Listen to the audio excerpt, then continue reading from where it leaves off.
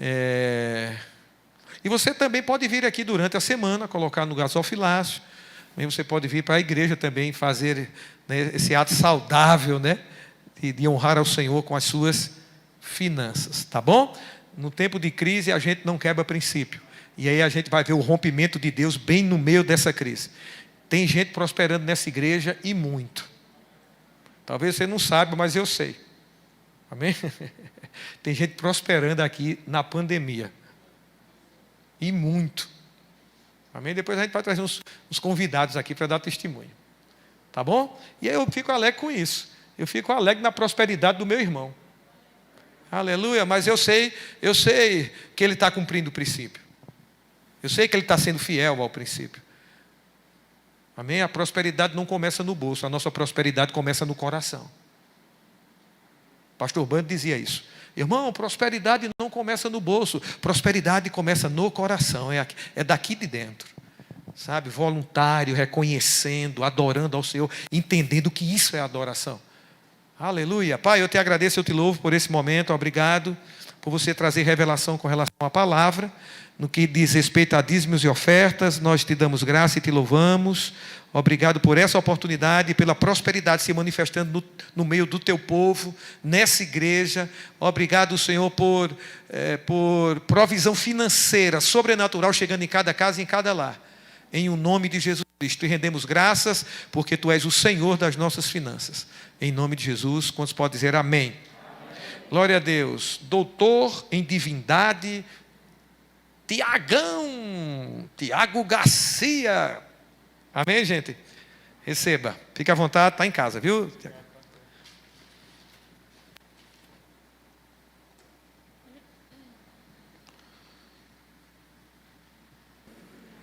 Aleluia. Boa noite, queridos. Você está animado hoje à noite? Hoje à noite vai ser uma noite onde o conhecimento da palavra vai multiplicar na tua vida graça e paz. Amém? Você está desejoso, obrigado, meu querido, de receber da parte de Deus mais graça, mais paz. Quem está desejoso aqui de ser cheio da paz? Olha, rapaz, quanta gente ali em cima. Não tinha visto, que coisa maravilhosa. Sejam todos muito bem-vindos, né? Você que está em casa também nos acompanhando, seja bem-vindo. Vai ser uma alegria estarmos juntos aqui hoje à noite. E para começar, queridos, eu queria ler um texto da palavra, porque eu não sei qual é o sentimento que você tem a respeito da igreja.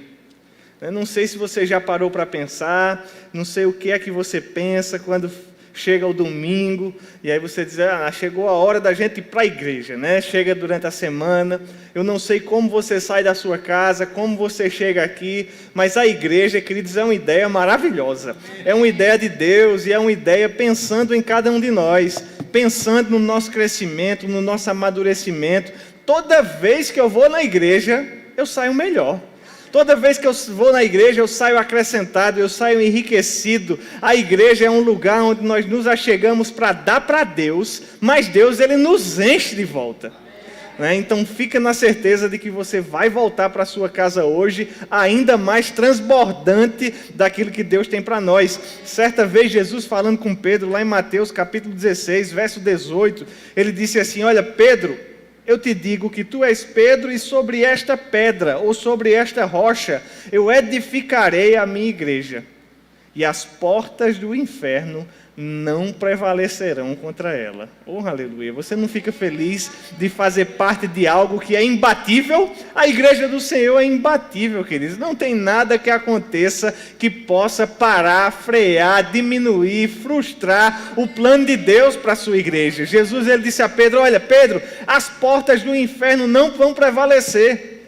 E eu sei que quando a gente fala de igreja, gente, é muito fácil a gente lembrar desse prédio maravilhoso, que parabéns, está cada vez mais bonito. Viu? Na última vez que eu estive aqui, não tínhamos o carpete ainda, então a igreja está ficando cada vez mais linda. Parabéns ao pastor Isaías e Ana, e parabéns a você também, porque a igreja ficar mais bonito é um resultado de você estar mais bonito também. Você não levou muita fé não, né? Não levou muita fé não, eu acho que você está sabendo que essa igreja é da fé, e eu disse, rapaz, será que é pela fé que eu estou ficando mais bonito? Mas você está ficando melhor, queridos, porque em Deus nós estamos avançando, nós estamos progredindo, nós estamos melhorando. Tiago, tem certeza que a gente está melhorando? Esse ano o negócio está meio difícil, né? Rapaz, não tem adversidade que possa parar a igreja do Senhor. Não tem pandemia. Vem gente, faz 2000 anos que a igreja do Senhor está sendo edificada. Desde o dia que Jesus falou com Pedro, a gente já tem aqui um pouco mais de 2000 anos. E a igreja, ela nunca parou. Não foi peste, não foi terremoto, não foi desastre, não foi tragédia. Tudo isso pode acontecer, mas a palavra do Senhor continua a mesma. E Deus, como a irmã cantou aqui, continua sendo bom e Ele continua sendo poderoso. Amém? Qual é o teu sentimento quando você vem à igreja? Que você possa deixar sair do seu coração nessa hora uma palavra de gratidão mesmo ao Senhor. Agradece aí a Ele no teu lugar mesmo. Não é a minha palavra de gratidão, mas é a tua palavra de gratidão.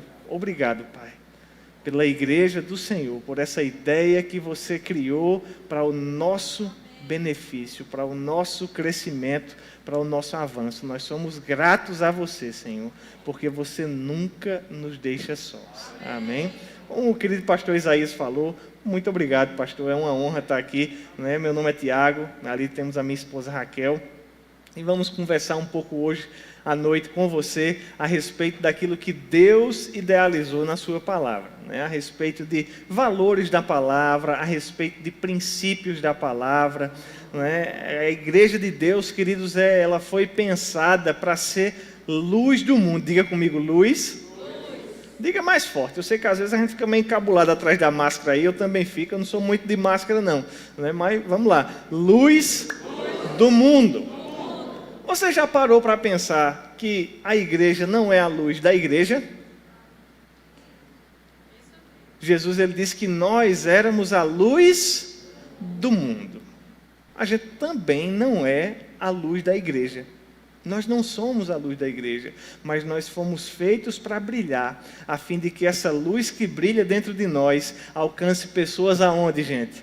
No mundo. É exatamente isso que o pastor Isaías disse, é pescar, aprender a pescar aqui para pescar lá fora.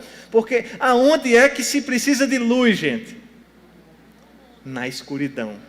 E lá fora está cada vez mais escuro. Diga comigo, graças a Deus.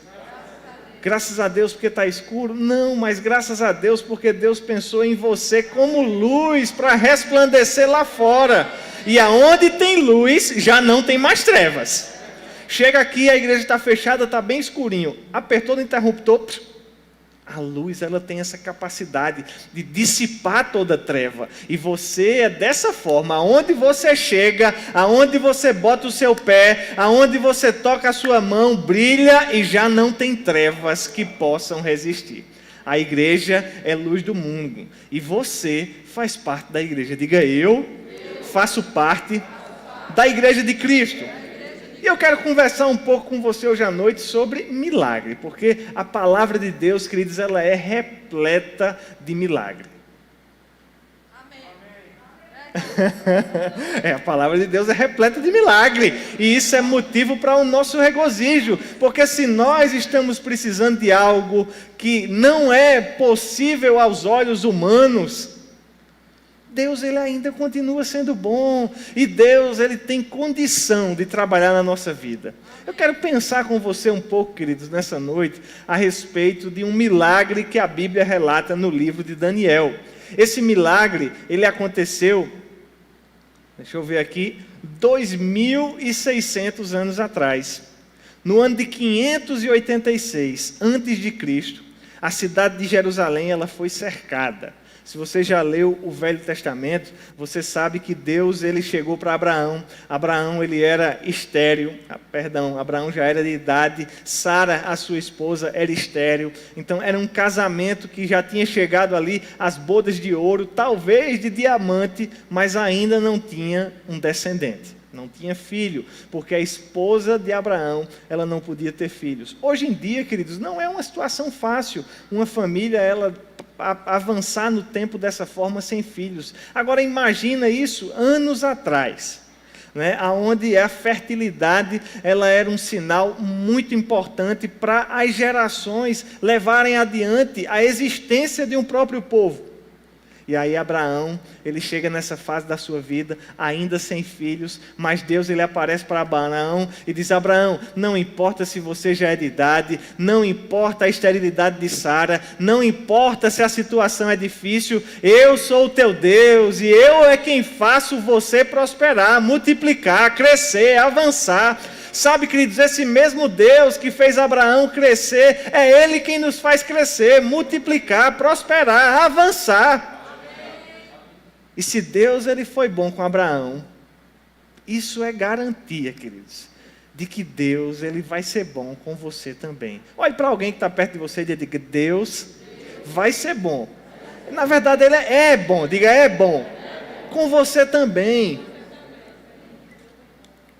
Deus ele é bom com cada um de nós. E a partir do momento, queridos, que quase aos 100 anos de idade, Abraão ele foi o pai de seu filho Isaque.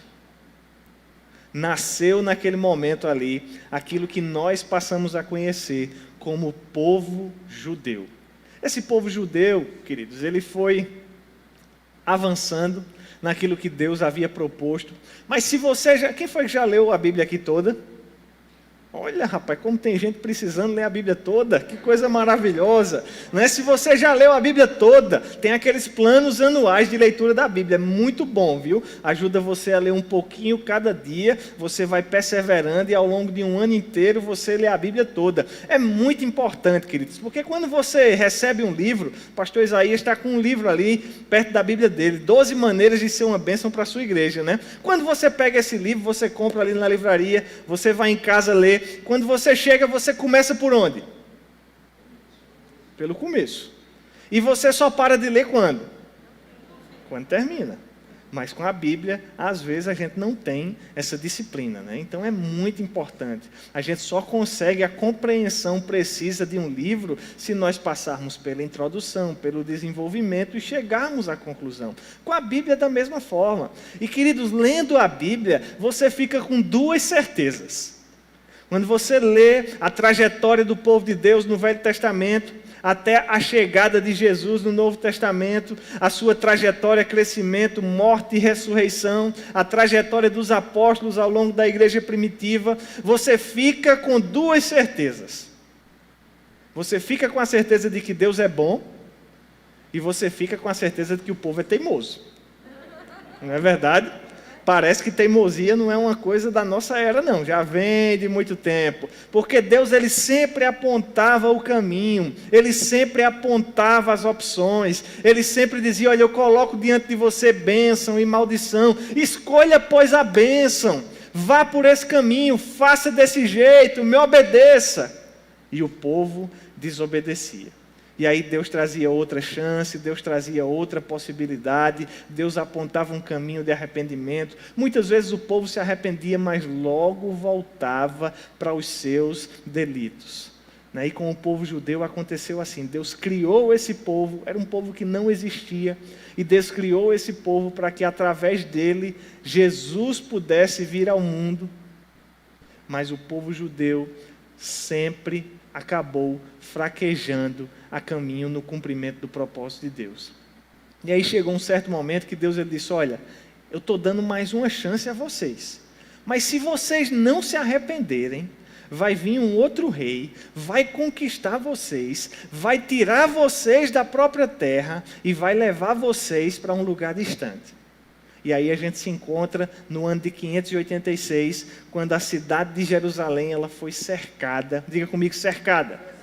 A cidade foi cercada, né? A gente sabe que as cidades naquela época não eram como as cidades de hoje. Elas eram povoados menores, muitas vezes protegidos por paredes, por muralhas, né? E essas muralhas da cidade de Jerusalém, elas foram cercadas. Veio um rei, Nabucodonosor, que era o imperador da Babilônia, e ele levou, queridos, da cidade de Jerusalém, do povo de Judá, do povo judeu, os nobres e os sábios além da realeza. Ele veio, dominou a cidade, cercou, deixou os lavradores e os pobres para trás, colocou ali naquela cidade um rei, aliado, né, que estivesse ali disposto a acatar os costumes e as orientações da Babilônia e levou a realeza, os nobres e os sábios. Para onde, gente? Para a Babilônia. E é aí que a gente chega no capítulo 1 do livro de Daniel. Daniel está chegando na Babilônia naquele momento. Quantos aqui conhecem a história do profeta Daniel? Quantos aqui já leram o livro de Daniel? Olha que coisa maravilhosa, o livro de Daniel é muito rico. O livro de Daniel, além de ser um livro profético, ele é também um livro histórico. Olha que coisa maravilhosa, né? Porque além de nos contar a história do que aconteceu no passado, ele nos conta em forma de profecia. Como assim, Tiago? Aquilo que Daniel profetizou, a história confirmou. Porque Deus estava falando por meio do profeta Daniel. E aí Daniel ele chega na Babilônia e logo, queridos, ele se destaca. Ainda no capítulo 1 de Daniel, nós vemos que não só Daniel, mas que alguns amigos seus, eles se propuseram, mesmo numa pátria distante, mesmo num país que não era o seu, a cultivarem os princípios da sua terra natal.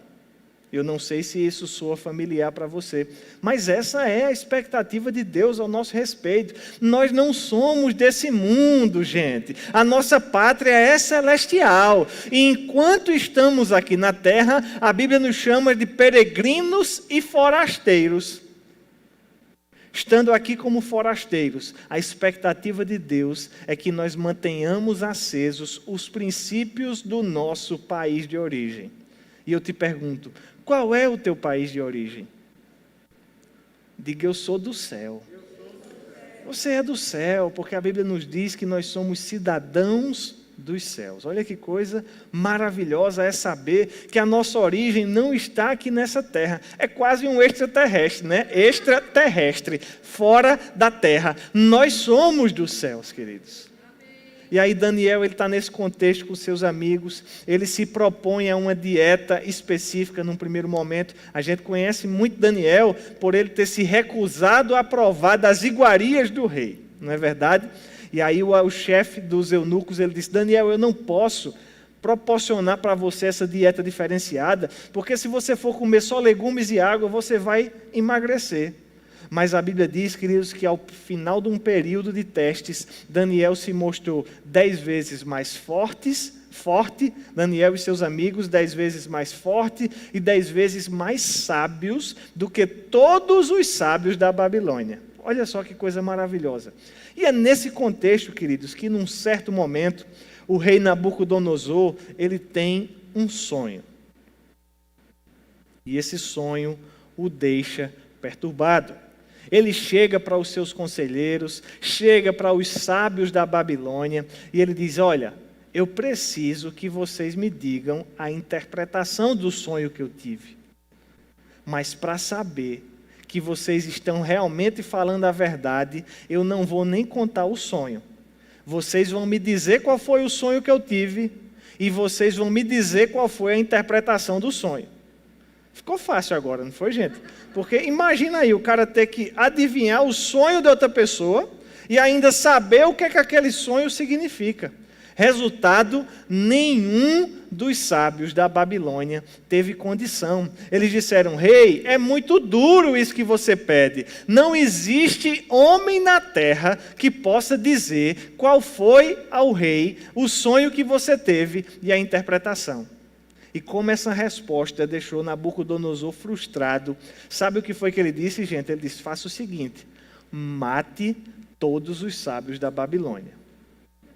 É nesse contexto que a gente chega a Daniel, porque o chefe, da guarda de Nabucodonosor, Aspenaz, ele vai conduzir essa sentença de morte para uma série de pessoas. E aí quando ele chega para Daniel, Daniel diz, rapaz, o que foi que aconteceu? Que dureza é essa? Manda matar todo mundo? Onde já se viu? O que foi que houve? Houve que Nabucodonosor teve um sonho, ele pediu a interpretação, os sábios não conseguiram dizer qual era o sonho, nem a interpretação. Frustrado, o rei mandou matar todo mundo, e todo mundo inclui você. Imagina chegando alguém na sua casa com essa notícia. Misericórdia, né? Mas o que foi que Daniel fez, gente? Daniel fez o que todo crente faz na hora da adversidade. É o quê? Orar, exatamente. A Bíblia diz que quando Daniel recebeu aquela notícia, ele disse, espera aí. E eu imagino mesmo Daniel dizendo, espera aí. Parece que ele era aqui da Paraíba, né? Ele disse, espera aí. Não vamos matar todo mundo agora não, tem calma. Tem calma, porque mesmo que não haja homem que possa fazer aquilo que o rei pede, há um Deus no céu que revela mistérios. Quando, queridos, as coisas parecem exceder a nossa capacidade humana, fica tranquilo, por mais que nenhum homem consiga fazer aquilo que você precisa, fica tranquilo, porque há um Deus nos céus. O nosso Deus não caiu do trono, o nosso Deus está nos céus, há um Deus nos céus. E aí a Bíblia diz que Daniel, na verdade, ele correu para orar com seus amigos. Coisa boa, gente, é a gente ter amigo que ora conosco. É a gente ter amigo que topa se encontrar para orar. E foi exatamente isso que aconteceu. Daniel, ele foi em busca de Sadraque, Mesaque e Abidnego. E eles juntos, quem já ouviu falar de Sadraque, Mesaque e Abidnego? São nomes bem famosos no livro de Daniel também. Eles oraram a Deus e você sabe o que aconteceu? O sonho foi revelado. Deus trouxe a revelação para Daniel, disse para Daniel qual era o sonho e trouxe ainda, além disso, também a interpretação do sonho.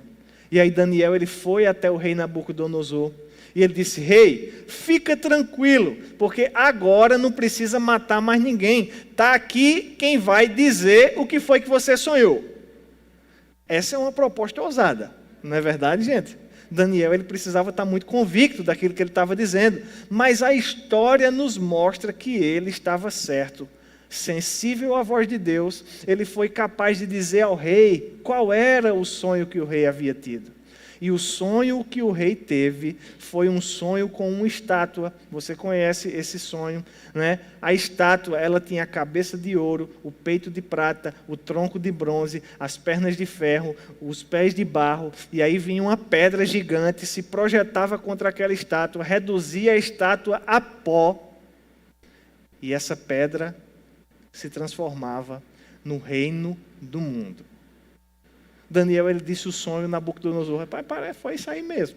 Né? Disse, pronto, agora vamos à segunda parte, vamos ao que interessa, vamos à interpretação. Eu já sei que é uma estátua, está dividida, mas o que é que isso quer dizer? E aí Daniel disse, olha rei, a interpretação, eu queria até que fosse para os seus inimigos, mas na verdade é para você.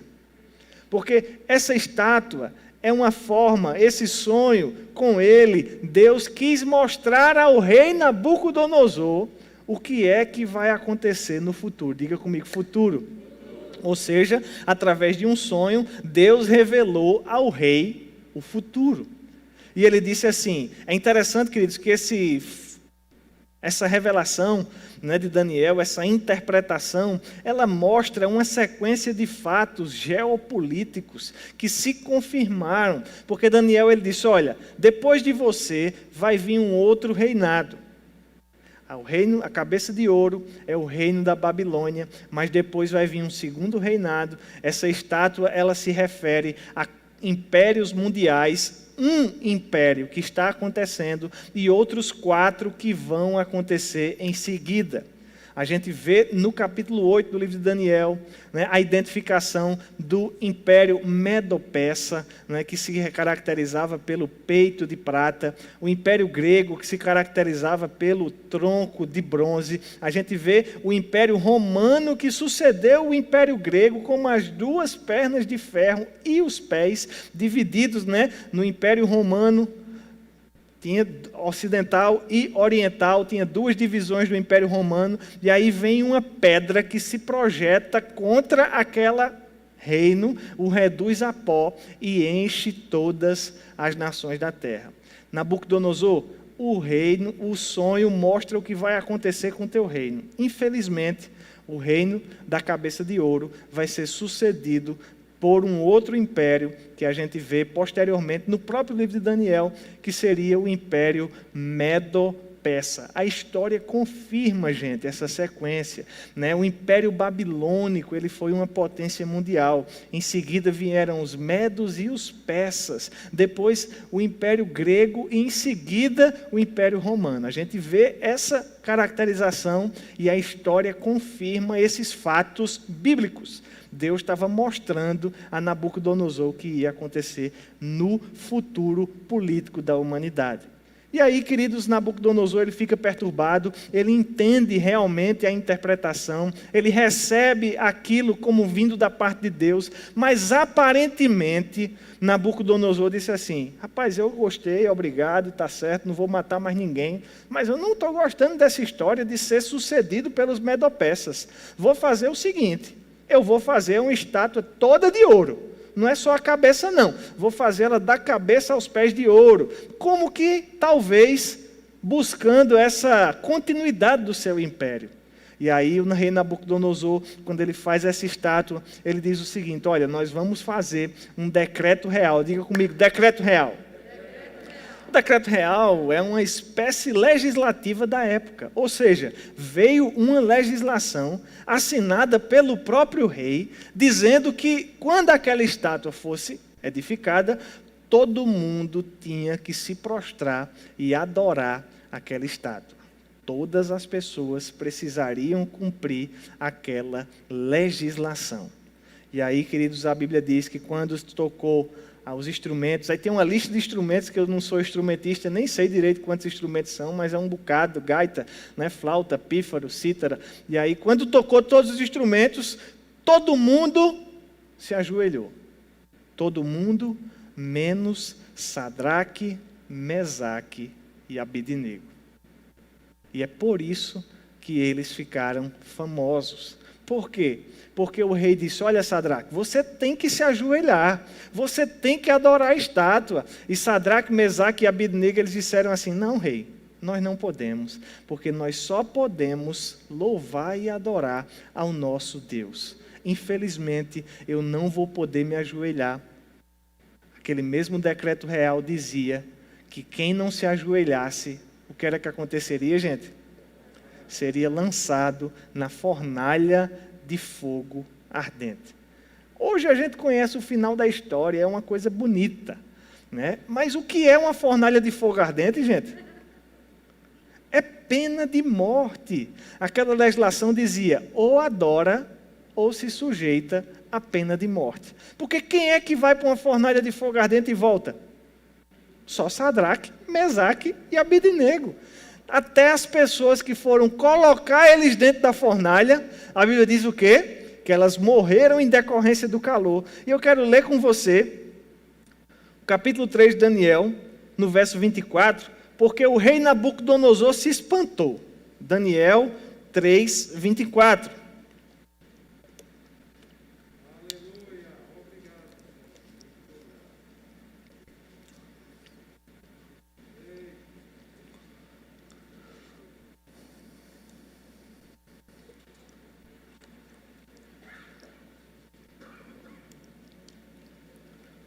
Daniel 3,24 diz assim: então o rei Nabucodonosor se espantou e se levantou depressa e disse aos seus conselheiros: não lançamos nós 3 homens atados dentro do fogo? Responderam ao rei: é verdade, rei. Tornou ele e disse: eu, porém, vejo 4 homens soltos que andam passeando dentro do fogo, sem nenhum dano. E o aspecto do quarto é semelhante ao filho dos deuses. Então se chegou Nabucodonosor à porta da fornalha sobremaneira acesa e falou e disse: Sadraque, Mesaque e Abednego, servos do Deus Altíssimo, saí e vinde. Agora, queridos, quem é que sai de uma fornalha?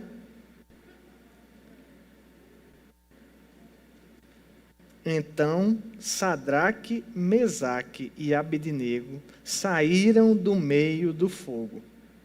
E ajuntaram-se os sátrapas, os prefeitos, os governadores, os conselheiros, e viram que o fogo não teve poder algum sobre os corpos desses homens, nem foram chamuscados o cabelo de sua cabeça, nem seus mantos se mudaram, nem cheiro de fogo, gente, passava sobre eles. Agora eu te pergunto, quem gosta de queijo de coalho assado aqui? Se você sabe fazer um queijo de coalho assado bem assadinho, você sabe que fica com cheiro de fumaça. Porque quando começa ali a fumaçar, fica aquela casquinha, né? A gente vai fazer um queijo, gente, fica com cheiro de fumaça. Imagina o cara passar dentro da fornalha e sair sem nem o cabelo ter cheiro de fumaça. Isso aqui é milagre. É um milagre maior do que ter saído vivo. Você vai fritar um negocinho ali, a casa já fica incensada. Imagina sair sem nem a roupa com cheiro de fumaça. Porque Deus é quem sabe nos guardar. Deus é quem sabe livrar. O nosso Deus é poderoso, gente. Agora, quando a gente começou, a gente falou, né, que a cidade de Jerusalém foi sitiada, foi cercada, e todos os nobres, os sábios e a realeza foram levados. Se você ler a história do Velho Testamento, você vai ver que o rei foi morto depois. Na verdade, ele arrancou os olhos, ele ficou preso uma temporada, né? Depois. Mas o livro de Jeremias estima que 3.023 judeus foram levados cativos para a Babilônia. Diga comigo, 3.023. Aí o rei fez a estátua, mandou todo mundo adorar, todo mundo se curvou. Ficou quantos de pé? 3. Estima-se que nesse período Daniel estava ausente da cidade em decorrência de uma viagem diplomática. Daniel era um alto oficial do governo. Agora, se a gente fizer essa conta aí, gente, está faltando ainda 3.019. O que foi que os 3.019 judeus, servos do Deus Altíssimo, fizeram quando tocou a música lá diante da estátua? Se prostraram e adoraram a imagem do rei Nabucodonosor. Quando, queridos, a música tocou, 3 pessoas ficaram em pé. 3.019 se curvaram e obedeceram à legislação daquele país. Sabe, gente, tem gente que vai resistir e vai ser alcançado pelo milagre, mas a maioria vai ser levado pela legislação do lugar onde vive. E é nesse sentido que eu trago uma reflexão para nós hoje à noite. Sadraque, Mesaque e Abednego, eles não tinham a opção de escolha. Eles viviam numa monarquia. O rei não era escolha deles, mas nós vivemos num lugar aonde nós temos a capacidade de escolher as pessoas que vão fazer a legislação do lugar onde nós vivemos. Quais são os princípios que nós vamos usar nessas escolhas? Ah, Tiago, mas eu já vi essa história. Não tem ninguém não, a política é suja, a política é corrupta. Eu estava num simpósio, né, onde alguns alunos da Escola de Ministros trouxeram algumas perguntas na última sexta-feira, antes de ontem à noite, né, e surgiu uma pergunta. Será que a política... A igreja... Não era assim não, eu vou tentar fazer bem direitinho para fazer mais sentido. A política... A igreja saiu da política. Porque no Velho Testamento a gente vê muitas pessoas envolvidas nesse contexto político, o próprio Daniel, Davi, Saul, os reis do Antigo Testamento, José do Egito, expoentes no Novo Testamento, né? Pessoas conectadas com a política. E aí a gente hoje vê a igreja longe da política. E aí você diz, mas é porque realmente religião e política não se misturam. Será, gente? Será que a igreja saiu da política porque a política se tornou corrupta? Ou será que a política se tornou corrupta porque a igreja saiu dela? São perguntas que precisam nos fazer pensar, queridos. Porque aqui dentro dessas 4 paredes, Tudo é muito maravilhoso. Mas nós fomos chamados para ser luz lá fora. E aí nós estamos entregando muitas vezes o comando daquilo que acontece lá fora a pessoas que não têm os valores que nós temos, que não acreditam no Deus que nós acreditamos, que não são servos do Deus a quem nós servimos, que não são alcançadas pelos valores da palavra, para fazerem as leis às quais eu e você vamos nos sujeitar. Não, Tiago, mas eu creio que mesmo se tiver uma lei equivocada, Deus pode me alcançar com um milagre. Querido, eu creio com você. Eu creio que não importa qual seja o contexto, Deus pode te alcançar com um milagre. Mas será que os outros 3.019 vão ser alcançados também? Vão ter a firmeza necessária para esperar pelo milagre ou vão negociar a sua fé na caminhada? Nós não podemos deixar o mundo em trevas. Nós somos a luz desse mundo, gente. Nós precisamos resplandecer os valores desse mundo em todas as áreas.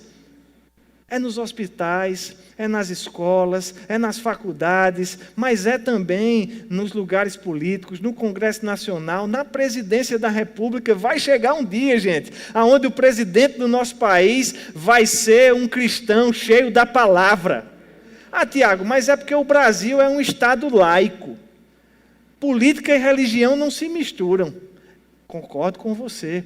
A gente tem mesmo na nossa Constituição a orientação de que o Brasil é um Estado laico. Mas no Brasil, a democracia que vigora é a representativa direta ou indireta. Ou seja, aqueles agentes políticos, eles devem representar as pessoas do país. De acordo com a pesquisa do IBGE de 2010, 84,7% da população brasileira se professa cristã. Nesse contexto aqui de Campina Grande, queridos, olha só, nós teríamos 285 mil eleitores, dos quais 241 mil seriam cristãos. Mas será que a gente tem pessoas representando esses cristãos e esses valores cristãos aqui na Câmara Municipal de Campina Grande? Aqui na Prefeitura Municipal de Campina Grande? No dia 15 de novembro, queridos, nós vamos ter a oportunidade de escolher um novo prefeito e novos vereadores. E eu não faço isso, fica tranquilo, viu? Eu sei que quando a gente fala de política na igreja, o pessoal fica tudo desconfiado, mas eu não sou candidato não, viu? Não. Eu estou querendo ajudar você a ser um melhor cristão. Não se trata de lá fora, se trata aqui dentro. Se trata de nós fazermos aquilo que a palavra ensina. Será que nós vamos escolher pessoas que vão levar adiante os princípios da palavra? Será que nós vamos escolher pessoas que vão fazer de Campina Grande um lugar melhor, mais aberto, mais frutífero para o ensino da palavra? Será que nós vamos escolher pessoas que vão proporcionar com que as nossas crianças elas sejam ensinadas com pureza e com valores? Ou será que nós vamos escolher pessoas que vão trabalhar num caminho contrário à palavra? Será que nós vamos escolher pessoas que nós nem conhecemos quais são os valores que elas cultivam, somente porque elas vão nos dar um saco de cimento, uma feira, uma vaga de emprego ou uma ajuda para um familiar? Desse jeito, queridos, nós não estamos sendo a luz que o mundo precisa. Nós precisamos pesquisar. Nós precisamos pensar, o seu voto é livre, você é livre para escolher quem você acredita que representa melhor aquilo que você é, aquilo que você deseja, aquilo que você quer ver acontecendo aqui em Campina Grande. O hino de Campina Grande diz que Campina é um refúgio para leais forasteiros. Acolheu até Raquel, que veio de Bauru, graças a Deus. Diz que Campina é um eterno poema de amor à beleza. No hino da nossa cidade, gente, eu acho que é um hino profético, diz que Campina é um recanto abençoado do Brasil. é um lugar onde o Cruzeiro do Sul resplandece. E é o lugar que se faz capital do trabalho e da paz. A nossa cidade é um lugar de paz, queridos. Agora, isso depende da forma como nós, como cidadãos, nos comportamos. Nós precisamos escolher da maneira certa. Nós precisamos fazer aquilo que a palavra nos ensina. Nós precisamos resplandecer a nossa luz. Nós precisamos considerar aquelas pessoas. E, Tiago, qual é o candidato? Eu não vou te dizer qual é o candidato. Não é esse o meu papel, não. Eu não sou cabo eleitoral de ninguém, não. De vez em quando eu prego sobre isso, talvez você já tenha até me ouvido ministrar. Quando eu desço, a primeira pergunta é essa: mas você vai votar em quem mesmo? Não, eu vou votar no meu candidato, mas você vai votar no seu. Nós não podemos, queridos, ficar nessa mentalidade de seguir aquilo que outras pessoas têm nos ordenado a fazer ao longo de anos. Nós precisamos pensar e entender o que é que Deus quer que eu faça.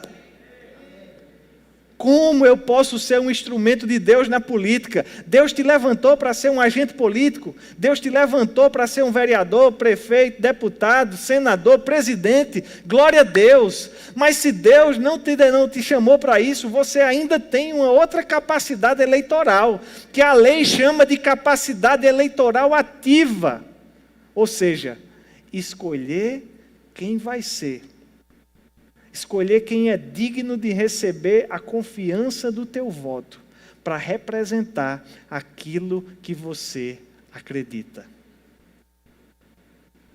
É por isso que se faz cada vez mais importante, queridos. No mundo que a gente vive, estava conversando com o pastor Isaías ali, a gente tem muito acesso à informação, né? Quer saber como é uma dieta? Bota no Google, dieta tal, vai estar lá. Quer saber como aprender a fazer um exercício? Quer saber como aprender a correr? Quer saber como andar de bicicleta melhor? Quer saber como cozinhar? Agora, na quarentena, eu ajudei minha esposa, fiz umas receitinhas lá. Ah, mas você é cozinheiro, Tiago? Não, mas eu tenho um telefone e tenho o Google. Eu botava lá, receita de rubacão. Quem gosta de rubacão aí? Ó? Assiste umas 3 ou 4 receitas diferentes, faça a minha própria receita. Ficou bom ou não ficou, meu bem? A gente tem acesso à informação, gente. Nós precisamos pesquisar, nós precisamos pensar, nós precisamos nos interessar, nós precisamos buscar conhecer. Conhecer o processo político, conhecer os agentes públicos. Eu sei que talvez você esteja desiludido. Tem gente que já está desiludido. Não, é porque esse menino é muito novinho aí, rapaz, que está pregando. Não viu nada ainda, coitado. Eu já vi muita história, eu sei que isso não muda. Não muda se a gente continuar escolhendo como sempre escolheu. Mas eu tenho, queridos, esperança de que o Brasil será um país cada vez mais justo, cada vez mais sério, aonde o povo estará feliz. Porque a Bíblia diz que quando um justo governa, o povo se alegra. Mas quando o ímpio prospera, o povo geme. Quem é que gosta de gemer aqui? Nós precisamos de pessoas justas nos governando. Ah, Tiago, mas eu estou tão desiludido, sabe? Que eu acho que é melhor votar logo em branco, votar nulo, fazer o meu voto de protesto. E eu te pergunto, será? Rapaz, essa semana eu vi um vídeo, não sei se você viu, que circulou nas redes sociais, que para mim foi uma parábola do século 21. Como assim, Tiago, uma parábola? Uma verdade que explica uma outra verdade. Jesus, ele costumava contar as suas histórias para que as pessoas entendessem princípios espirituais. E eu quero contar para você esse vídeo para que você possa entender um princípio natural. Uma rede de fast food, de sanduíches, ela colocou como se fosse uma urna eletrônica. Só tinha 2 botões, o branco e o confirma. E o branco e o nulo são votos diferentes, mas eles fazem o mesmo papel no processo eleitoral. Não sei se você sabia, porque às vezes a gente fica com essa ilusão, né? Não, mas eu vou fazer nulo, eu vou anular meu voto, que é uma forma de protestar. Mas o branco e o nulo, eles querem dizer que você não quer escolher, certo? E aí essa rede de restaurante colocou lá assim, se você votar branco e apertar confirma, você ganha um sanduíche. E como é uma rede grande, eu não vou dizer o nome para não fazer uma propagandinha de graça, mas é uma rede grande. E aí as pessoas iam lá e votava branco e apertava confirma. E aí chegava um sanduíche. Quando o sanduíche era desembrulhado, era só pão e cebola. Não tinha hambúrguer nem tinha queijo, era só o pão e a cebola. E aí quando as pessoas mordiam, ela dizia, mas rapaz, que sanduíche ruim. E o rapaz da rede de restaurante, ele disse, você que escolheu. Você escolheu comer o sanduíche que foi escolhido por outra pessoa. Quando a gente vota branco, a gente não se exclui do processo político, não, gente. A gente pode até se excluir do processo eleitoral, mas a gente vai ter que aceitar a vontade de outras pessoas. Então, se você não gosta de pão com cebola, diga logo o que é que você gosta. Vá lá e confirme o seu voto, manifestando a sua pretensão. Porque quando a gente vota branco e nulo, a gente está deixando com que outras pessoas escolham por nós. Como crentes, queridos, se a gente sair disso aqui, a coisa vai ficar pior. Tiago, eu não acho que negócio de igreja tem que se misturar, não. Se não se misturar, gente, a coisa vai ficar pior. Ah, mas é porque já está muito ruim. Não se preocupe, sempre tem como piorar. É só a gente sair que o negócio piora, porque nós somos a luz do mundo e nós somos o sal da terra. Quando essa igreja sair daqui, gente, o negócio vai ficar podre, apodrecido e vai ficar escuro.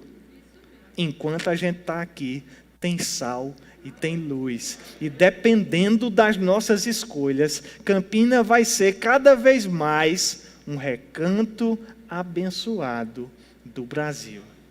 Eu quero que você fique de pé e eu gostaria de fazer uma oração por você nessa noite. Pai, em nome de Jesus, muito obrigado, Senhor, pela tua bondade, pela tua graça e pelo teu amor. Nós acreditamos, Pai, naquilo que a Tua Palavra nos conta e nós entendemos que aquilo que a Tua Palavra nos traz é para o nosso crescimento, é para a nossa instrução e é para a nossa educação, Pai. Nós te agradecemos por se importar conosco a tal ponto, Senhor, de nos buscar educar até em questões envolvendo a nossa cidadania, Senhor. Nós não queremos ser crentes medíocres, Pai. Nós não queremos ser crentes que não compreendem o nosso papel aqui nessa terra, Pai. Nós queremos mesmo irradiar a Tua luz da forma que nós podemos fazer, seja pregando a Tua palavra, seja curando os enfermos, seja expulsando os demônios, seja expulsando a corrupção, seja manifestando a nossa escolha para que o nosso país seja cada vez mais segundo a Tua vontade. Senhor, eu sei que talvez alguns irmãos tenham entendido, apreciado, e outros nem tanto. Mas eu peço que o Teu Espírito Santo, Pai, testifique nos nossos corações aquilo que é a Tua vontade, Pai. Não a minha vontade, Senhor, mas aquilo que você entende, Pai, que pode ser a maneira mais adequada para cada um de nós, Pai. Eu sei que todos nós que estamos aqui nessa noite, Pai, temos desejo que Campinas seja uma cidade cada vez melhor, que haja trabalho, que haja paz, que haja prosperidade, que haja saúde, que haja um ambiente favorável para o crescimento do Teu Evangelho, Senhor, que haja um ambiente receptivo à Tua palavra, Pai, que Campinas se destaque cada vez mais no Nordeste, Senhor, como um lugar que Te teme e que Te busca. É esse o nosso desejo, Pai. Nos ajuda, Senhor, a tomar escolhas que vão ser compatíveis com aquilo que nós queremos ver, Senhor. Nos ajuda a fazer escolhas que vão nos levar para aquilo que nós desejamos, para aquilo que você deseja. Nós acreditamos, Senhor, que nós podemos votar melhor se votarmos em harmonia com o Teu Santo Espírito. E nessa noite nós Te pedimos, Pai, traz sabedoria aos nossos corações, para que o nosso voto possa glorificar o Teu nome nessa cidade, nesse ano, em nome de Jesus. Eu quero que você fique com seus olhos fechados ainda. Eu gostaria de fazer um convite nessa noite. Talvez você tenha vindo aqui à igreja e você ainda não recebeu Jesus como Senhor da tua vida. Você não confessou Jesus, você não recebeu Jesus como Senhor da tua vida, você não fez aquela confissão pública que a Bíblia nos sinaliza em Romanos capítulo 10, versículos 8, 9 e 10, que é necessária para que nós sejamos transportados de um império de trevas e sejamos colocados num reino de luz, paz, amor e alegria. E se nessa noite você ainda não recebeu Jesus e gostaria de fazer, eu quero que você dê um sinal com a sua mão aí aonde você está, seja aqui embaixo, seja na galeria, levanta a mão bem alto que eu quero ver você nessa noite. Há alguém entre nós que ainda não aceitou Jesus e gostaria de fazer